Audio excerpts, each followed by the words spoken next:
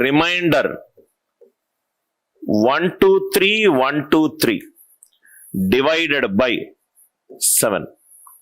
Reminder 123 divided by 7. 123 divided by 7. Right. చాలా మందికి prime number divisibility rule లేదని చెప్తారు టీచర్లు. రైట్. ప్రతి ప్రైమ్ నంబర్ కి కూడా డివిజిబిలిటీ రూల్స్ ఉన్నాయి. నేను దీన్ని ఇలా రాసుకోవచ్చా? 123 into 10 cube plus 123 divided by 7.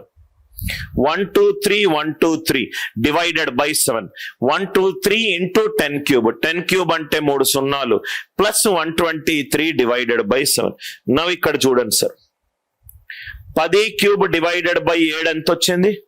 10 cube divided by 7 ఎంత వచ్చింది? -1. -123 ప్లస్ 123. ఆన్సర్ ఎంత? 0. ఆన్సర్ ఎంత? 0. సపోజ్ గా second question, 542 divided by 13. 542 divided by 13. Answer ఎంత వస్తుంది చెప్పండి?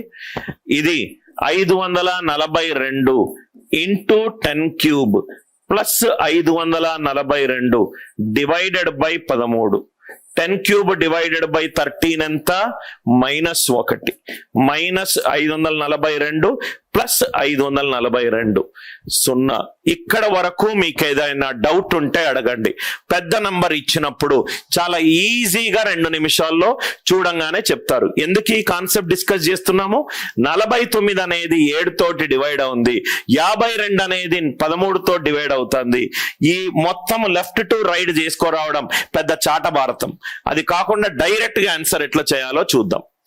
ఈ స్లైడ్ లో ఏదైనా డౌట్స్ ఉంటే అడగండి. ఈ స్లైడ్ లో ఏదైనా డౌట్ ఉంటే అడగండి.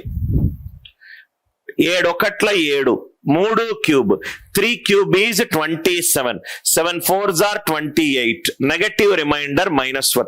సెషన్ నంబర్ 6 మొత్తం క్లాస్ అంతా రిమైండర్ మీద. అది విన్న తర్వాత మళ్ళీ దీని దగ్గర రండి, మీకు పర్ఫెక్ట్ గా అర్థమవుతుంది.